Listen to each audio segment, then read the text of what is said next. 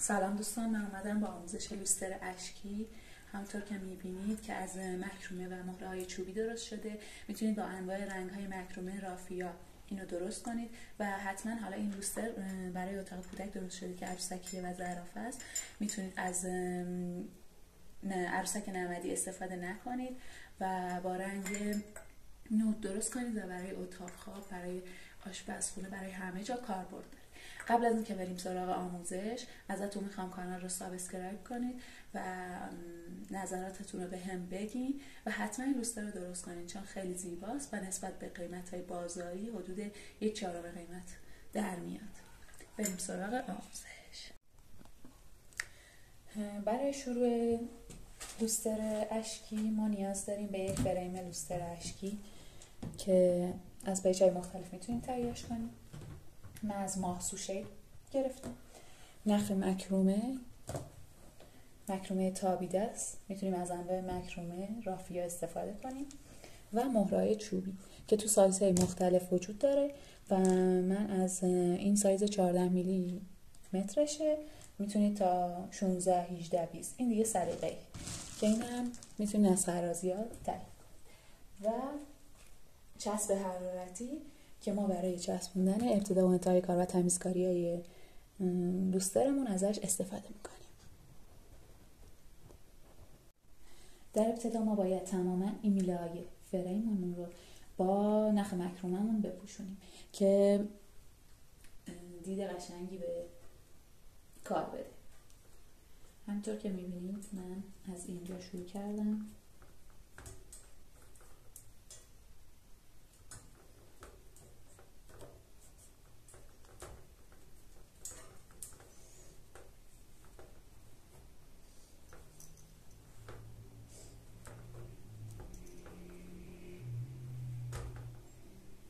حالا چون من این گلوله مکرومم یک ذره بزرگه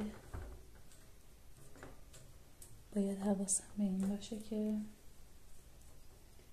پیچ و تاب داخلش نیفته.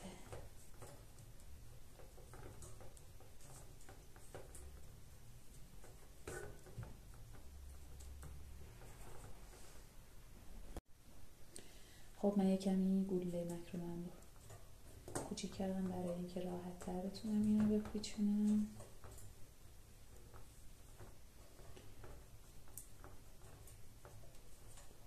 میبینید که ما همچنان در حال محو این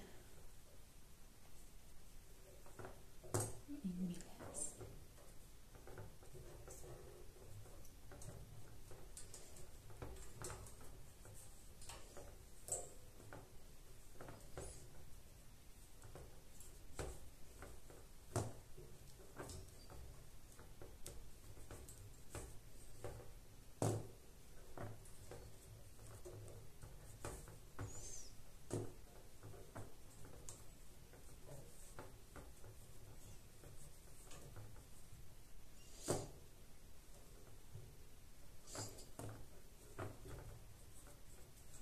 خب من اینو تا انتها میپیچونم، دوباره میام نشونتون میدم. خب همونطور که میبینید ما تا اینجا دوره این میله رو پیچوندیم، رسیدیم به این قسمت. این قسمت هم تا جایی که میتونیم اینجوری تا این نقطه آخر میرسونیم، بعد منتقلش میکنیم روی این میله قسمت مرکزی.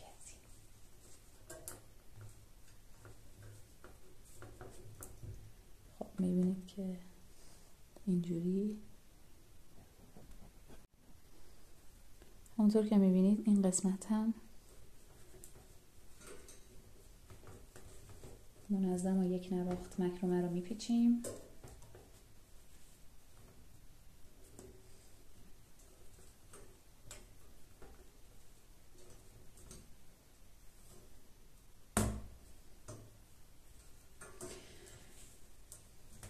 ممنون که آموزش ما رو میبینید. اگه کانال ما رو سابسکرایب کنید میتونید از آموزش های بعدی هم لذت ببرید.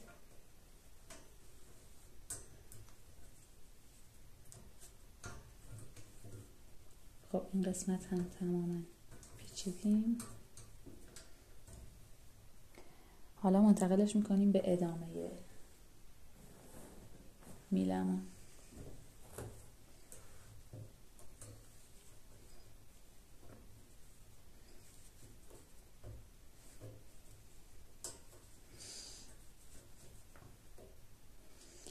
و اینجا رو هم تا انتهای اینجا میپیچم بهتون نشون میدم. همونطور که میبینید ما یکی از میله ها رو از بالا شروع کردیم تا انتها اومدیم. تمامی این میله های اطراف فریممون رو باید همینطور بپیچونیم. حالا چطور میتونیم اینجا با چسب حرارتی این قسمت رو بچسبونیم و دوباره بریم از بالای کار شروع کنیم. میتونیم هم یه مقداری نخ بذاریم اینجا، بریم این یکی رو از پایین، این یکی میله رو از پایین شروع کنیم و بریم تا بالا. بعد در انتها که دور این میله گرد پایینی رو خواستیم بپوشونیم روی این نخا قرار میگیره و کار رو میپوشونه و اصلا زشت نمیشه. من به دلیل اینکه الان برق رفته و نمیتونم چسب حرارتی استفاده کنم میام این دقیقاً ادامه کار رو از اینجا شروع میکنم و این یکی رو یکم باید این قسمت مکروم شل باشه که روی کار وقتی که داریم دور این رو میپیچونیم روی کار اینجوری کامل پوشیده بشه، یعنی صفر نباشه که این نیاد روی قسمت میله فره. تمامی این میله ها رو میپوشونم. 1 2 3 4 5 6 تا میله است، تمامش رو میپوشونم و برمیگردم دوباره بهتون توضیح میدم. خب تا اینجای کار همونطور که میبینید من 6 تا میله رو از بالا تا پایین کامل کاور کشی کردم با نخ مکرومم.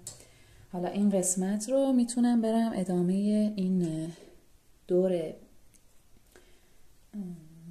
حالت دایره بالای فریممون رو بپیچم که اینجا نکته که باید بهش توجه کنید اینه که باید گلوله مکروممون یکم کوچولو باشه که بتونیم از اینجا ردش کنیم.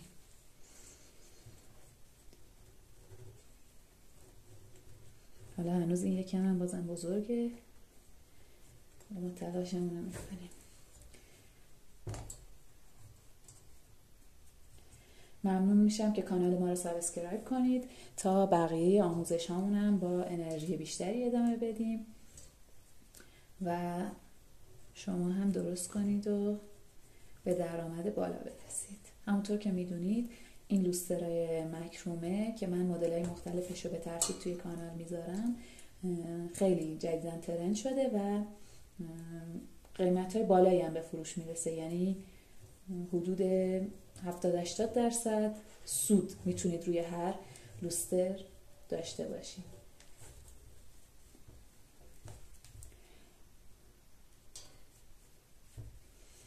همونطور که میبینید من دارم این رو کاور کشی میکنم. این قسمت اینجا رو میکشم همینجور به ترتیب اینو دور تا دور این حلقه رو میپیچم.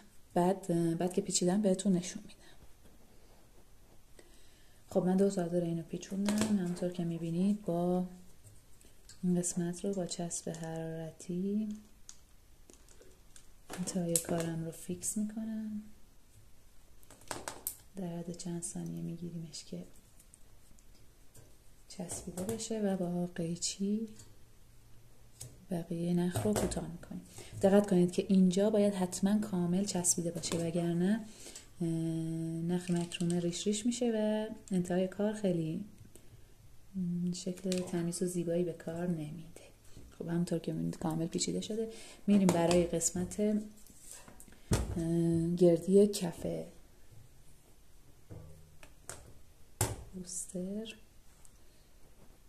برای شروع کار هم میتونیم از چسب حرارتی استفاده کنیم، هم میتونیم مقداری از نخ رو این مدلی بذاریم و دورش رو بپیچیم. از هر دو مدل میتونید استفاده کنید. من یه ذره چسب حرارتی میذارم اینجا.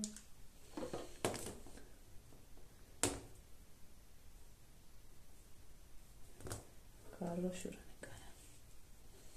یه کمی اول کار باید حواستون باشه که نخ در نره. من بیارم جلوتر که از نزدیک ببینید. اینجا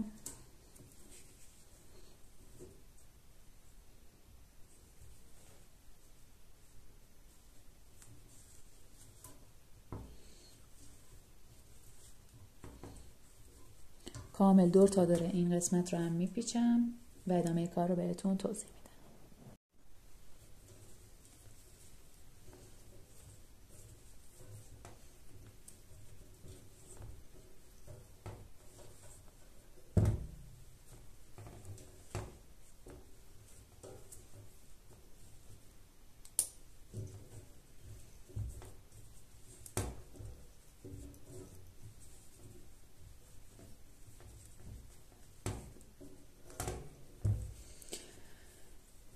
خب اینم از قسمت کف این لوسترمون که این ناحیه است.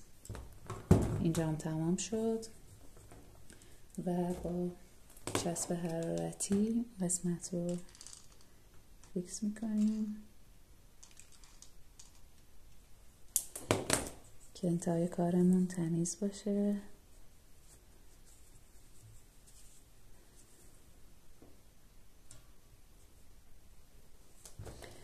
و نخ رو میچینیم.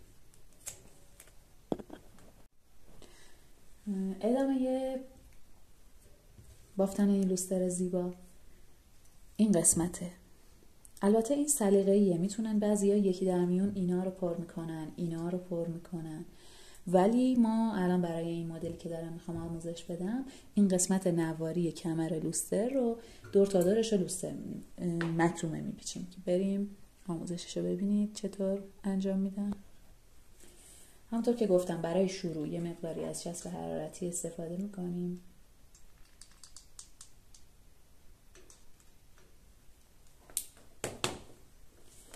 و چسبمون رو و نخ مکروممون رو روش میذاریم و شروع میکنیم به پیچیدن. اینطوری این قسمت رو چسب زدم، این نخ رو گذاشتم. حالا باید حواسم باشه که این توی این قسمت هایی که حالا میخوام نخ مکرومه رو بپیچم از روی این قسمت مکرومه رد کنم که کار تمیزی بده. خب نگاه کنید و کنار هم ما این قسمت کمربندی فریممون رو پر میکنیم.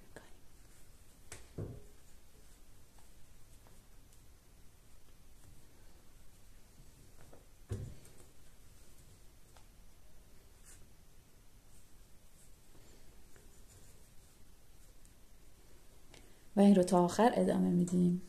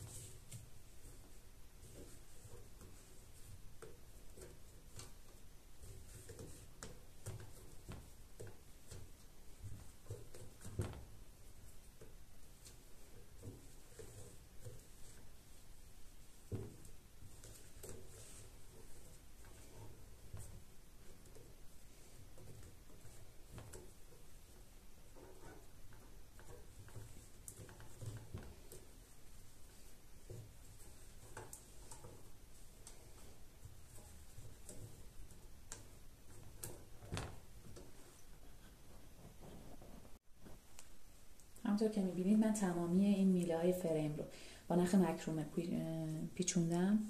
این دایره پایین، دایره بالا، این میلای این قسمت و این قسمت مرکز فریم رو هم با مکرومه پیچوندم.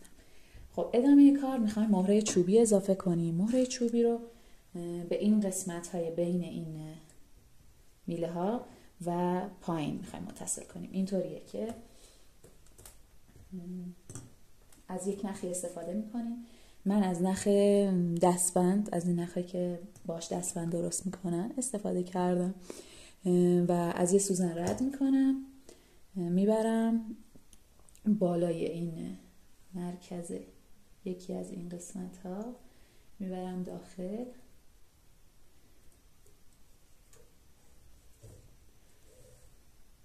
حالا شروع میکنم این قسمت رو با مهره ها پر کردن.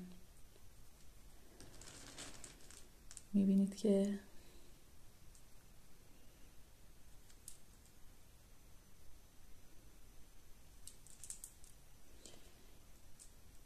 اینجوری باید این قسمت رو پر مهره کنیم که حالت شل قرار بگیره.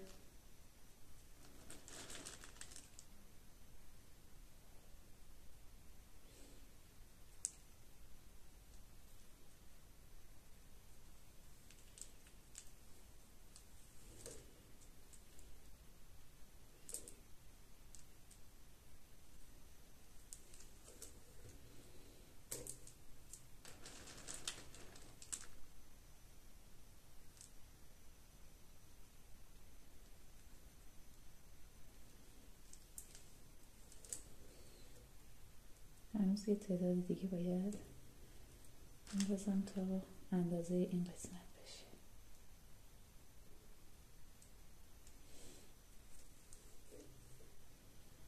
میبینید که خب یکیش زیادیه، برش گردونم. این قسمت اینطوری قرار بگیره. خب حالا برای اینکه اینجوری این از اینجا قشنگ مرکز اینجا رو باید پیدا کنیم، بین این دوتا میله مرکزش. از اینجا ما کار رو سوزن رو میبرم داخل و از این قسمت مستقیمش میارم بیرون.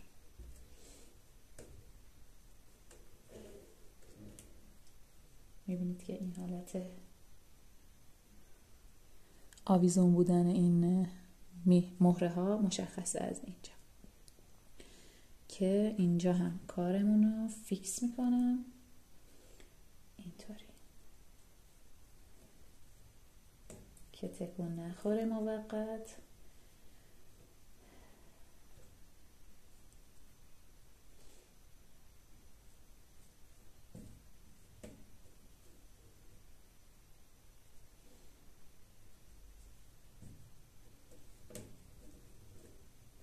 حالا دوباره مهره میزنم برای این قسمتش.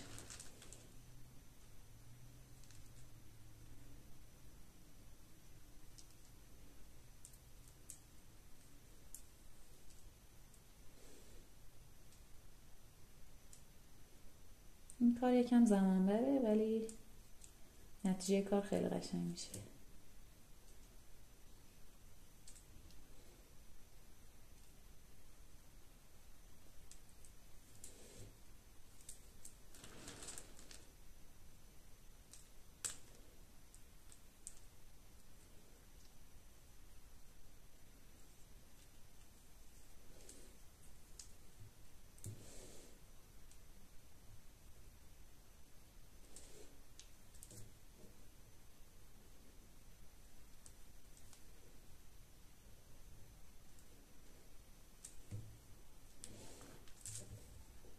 خب اینو این حالتی میگیرم چون باید این مهره ها یا حالت اینجوری شبیه دقیقاً این میله ها قرار بگیره.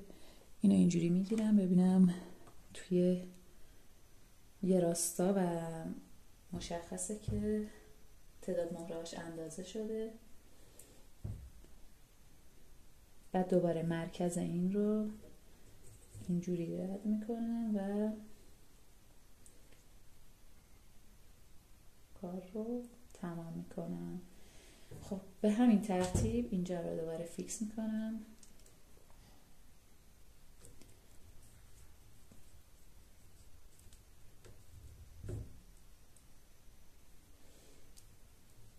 که کار تمیزی بشه، اینجوری آویزون باشه.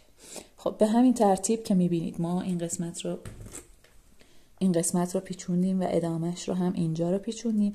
ما باید بین تمام این قسمت ها از این مهره ها استفاده کنیم. من این کار رو انجام میدم و نتیجه کار رو بهتون نشون میدم. اینم از لوستر تمام شده مهره که همونطور که میبینید خیلی هم زیبا شد. ما میتونیم برای سرپیچمون هم از این سرپیچ ها استفاده کنیم. اینا و این قسمت رو بزنیم به این قسمت و برای آویزون کردنش استفاده کنیم. خسته هم نباشین. تا آموزش بعدی، خدا نگهدار.